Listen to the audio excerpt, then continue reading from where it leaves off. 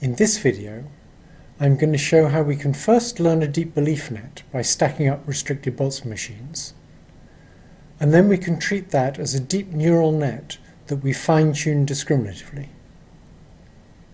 So instead of fine-tuning it to be better at generation, as we did in the previous video, we're going to fine-tune it to be better at discriminating between classes. This works very well and led to a big renewal of interest in neural networks. In speech recognition, it's had a major influence, and many leading groups are now switching to using deep neural nets in order to reduce the error rate in speech recognition. I now want to talk about fine-tuning these deep networks to be better at discrimination. So we first learn one layer of features at a time by stacking up restricted Boltzmann machines.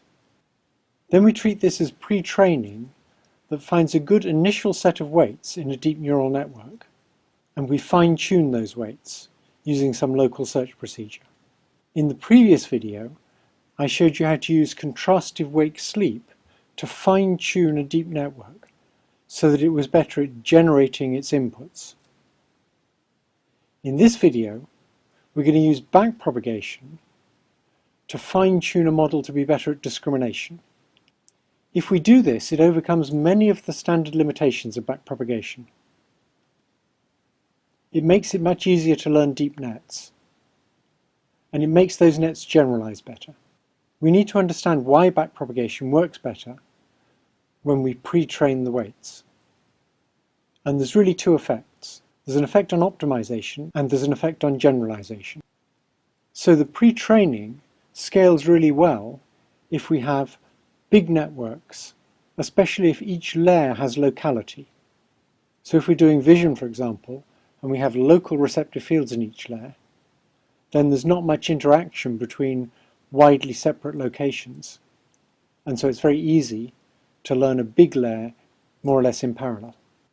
When we do pre-training, we don't start backpropagation until we've already learned sensible feature detectors.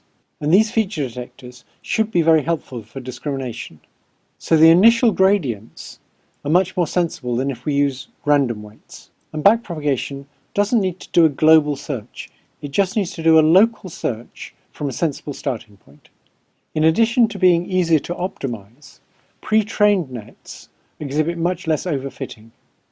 That's because most of the information in the final weights comes from modeling the distribution of input vectors. And these input vectors, if you're dealing with something like images, generally contain a lot more information than labels.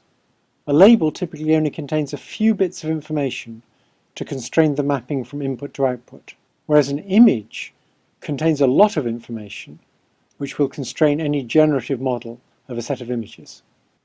The information in the labels is only used for the final fine-tuning. And because by that stage we've already decided on the feature detectors, we're not squandering that precious information designing feature detectors from scratch. The fine-tuning only makes slight changes to the feature detectors we learned in the generative pre-training phase. And those are the changes required to get the category boundaries in the right place. The important thing is that backpropagation is not being required to discover new features, and so it doesn't need nearly as much labeled data. In fact, this type of learning works well when most of the data is unlabeled, because the generative pre-training can make use of all that data. The unlabeled data is still very useful for discovering good features.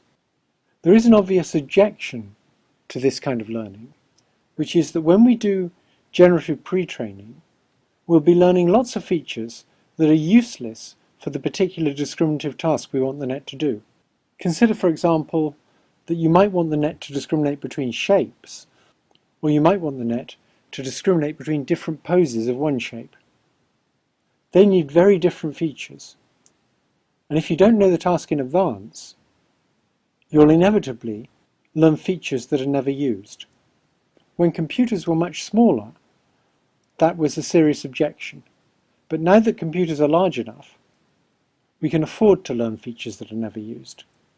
And we can afford it because among all the features we learn, there will be some that are much more useful than the raw inputs. and that more than makes up for the fact that we've learned some features that aren't helpful for the particular task we're interested in. So let's apply this to modelling the MNIST digits. We'll now learn 3 hidden layers of features entirely unsupervised. Once we've done that learning, when we generate from the model, it will generate things that look like real digits. And it'll generate them from all the different classes, and it'll typically take a while before it switches from one class to another. And it will typically take a while before it switches from one class to another, because it'll tend to stay in the same ravine for a while before it jumps to another ravine. But the question is, are the features that we've learned that way useful for doing discrimination? So all we need to do is add a final 10-way softmax at the top and fine-tune it with backpropagation, and see if we do better than purely discriminative training. So here's the results on the permutation invariant MNIST task. And what I mean by permutation invariant is, if we were to apply a fixed random permutation to all the pixels, the same permutation to every test and training case, the results of our algorithm wouldn't change. That's clearly not true for something like a convolutional net. A convolutional net's been told something about the task. By applying this fixed permutation, we destroy all simple ways of telling the net something about the spatial structure of the task. So if you apply standard backpropagation, it's hard to do better than 1.6% errors. John Platt and myself have both tried quite hard applying standard backpropagation with various different architectures, and we're both quite good at doing it. You can actually beat 1.6% by using constraints on the incoming weight vectors of the hidden units. If you use an appropriate restriction on the length of an incoming weight vector, you can do a bit better than 1.6%. Support vector machines can get 1.4%, and this was one of the pieces of evidence that led to support vector machines supplanting backpropagation. If you pre-train a network using a stack of Boltzmann machines, and then you fine-tune it to be better at generating the joint density of digits and image labels, then you can get down to 1.25%. If you train a stack of Boltzmann machines and simply put a 10-way softmax on top and fine-tune it, you can get to 1.15%, and with more fiddling around, you can get that down to about 1%. So you can do a lot better than standard backpropagation, and also better than support vector machines, by using generative pre-training followed by discriminative fine-tuning. Marco Aurelio Ranzato, working in Jan LeCun's group, also showed, using a slightly different pre-training method, that pre-training helps for models that have more data and better priors.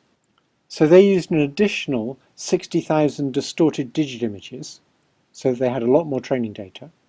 They also used a convolutional multilayer neural network, and Jan's group is the best group at tuning those.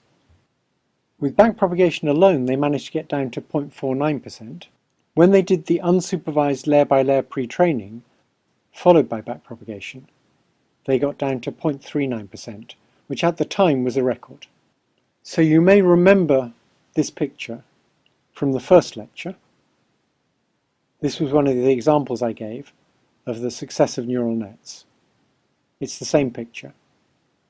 And back then, I said we could get down to 20.7% by pre-training and then fine-tuning with backpropagation, and that the previous speaker-independent record on Timit was 24.4%, which actually required averaging several models. Li Deng at Microsoft Research picked up on this result immediately and collaborated on improving it, and this has led to a big change in speech recognition. If you look at this news story, it will refer you to a blog where the Chief Research Officer for Microsoft is talking about the big improvements in speech recognition caused by using deep neural nets.